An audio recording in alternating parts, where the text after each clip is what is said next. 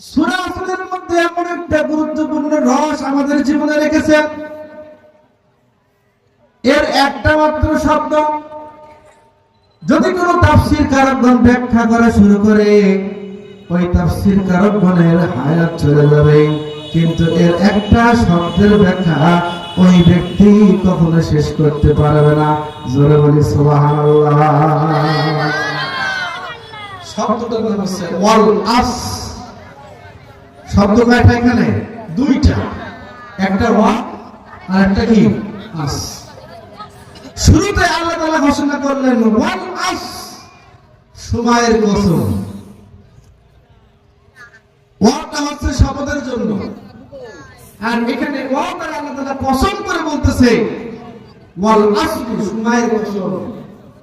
ইন্নাল ইনসানা লাফি খুস, নিশ্চয় নিঃসন্দেহে সমস্ত মানুষ ক্ষতির মধ্যে আছে। তাহলে এখন দেখেন শব্দ কিন্তু একটা, এখানে হচ্ছে ওয়াল আসরে, সময়ের কসম। আল্লাহ রাব্বুল আলামিন যখন কোনো কিছু কসম খায়, তখন ঠিক ওই মুহূর্তে ওই জিনিসটার দাম কমে না বাড়ে? বলেন তো। অবশ্যই বাড়ে, কারণ আল্লাহ যার কসম খায় ওই জিনিসটার দাম আর কমই থাকে না, ডবল ডবল হয়ে যায়। জোরে বলি সুবহানাল্লাহ। প্রিয় হাজিরিন, আল্লাহ রাব্বুল আলামিন যখন এই সময়ের কসম খাইলেন, এই যে একটা হায়াত, এই হায়াতের অর্থই হচ্ছে সময়। জোরে বলি সুবহানাল্লাহ।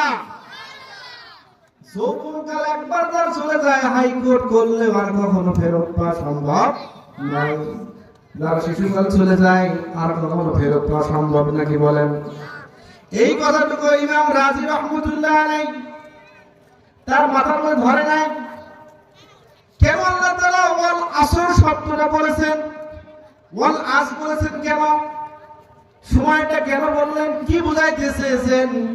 একজন বিশাল বড় মুহাক্কিক এবং দার্শনিক মানুষ, তিনি এই শব্দটা নিয়ে চিন্তার মধ্যে পড়ে গেলেন। পড়া শুরু করলেন। বাড়ির সাথে ছিল তার বাজার, বাজারের মধ্যে যাইতেছে আর চিন্তা করতেছে আল্লাহ কেন ওয়াল আসর বললেন। আচ্ছা বলেন তো, তারা কে নিল? তারা ছোট্ট একটু চিন্তা অনেক কিছু বাইর করে, বলেন ঠিক কিনা? ইমাম রাজি রহমতুল্লাহ আলাইহি খুব চিন্তিত হয়ে গেলেন। তিনি বাজারের মধ্যে চলে গেলেন। ঘুরতেছে আর ঘুরতেছে, এক পর্যায়ে তিনি লক্ষ্য করলেন বাজারের এক প্রান্তের মধ্যে এক বরফ বিক্রেতা, আইসক্রিম বিক্রেতা, আইসক্রিমের বাক্সটা ঢাক দেয় আর মানুষকে ডাক দেয়। ডাক দিয়ে দিয়ে বলতেছে, ও বাজারবাসীরা, তোমরা ওই ব্যক্তির প্রতি রহম করো, ওই ব্যক্তিকে দয়া করো যার পুঁজিগুলো বলে বলে যাচ্ছে।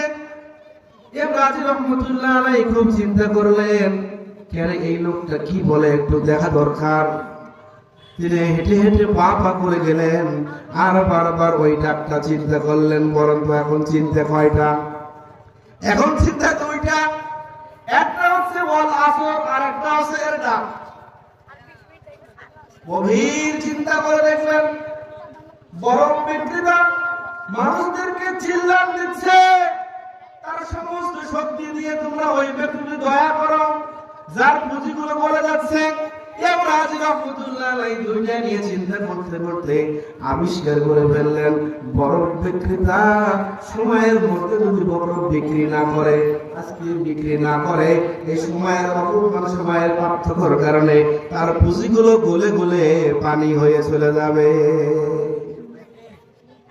ইমাম রাজি রহমতুল্লাহ আলাইহি তাকবীর দিয়ে বললেন, আল্লাহি তাল্লাহি বিল্লাহি, আল্লাহর কসম করে বলছি, সূরা আসরের ব্যাখ্যা আমি বুঝছি।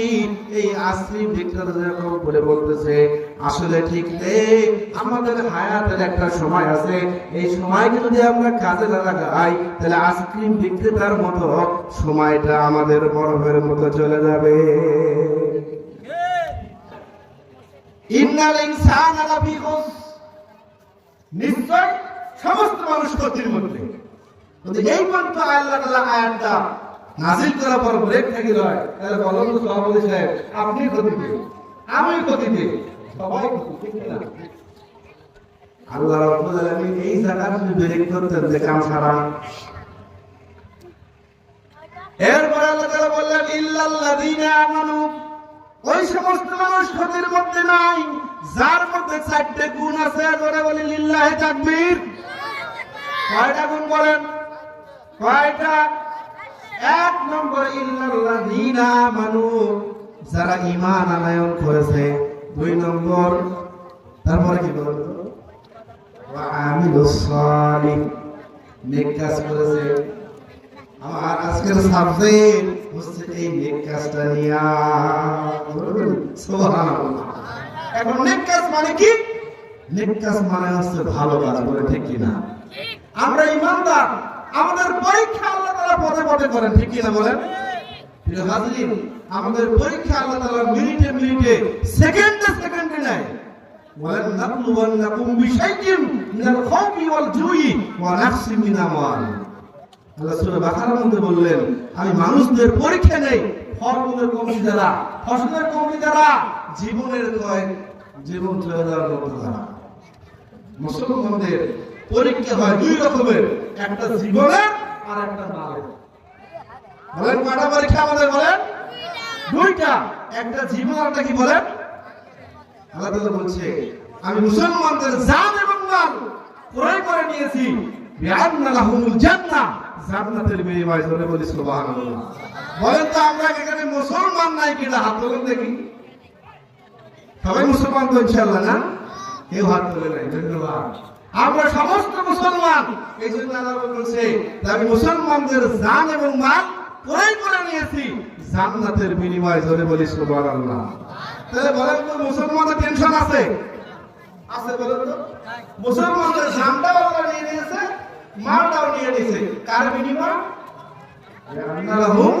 জান্নাত, জান্নাতের বিনিময়। তাহলে আমাদের এই যে সম্পদ দেখি, বলেন তো এটা কি আমার না আল্লাহ?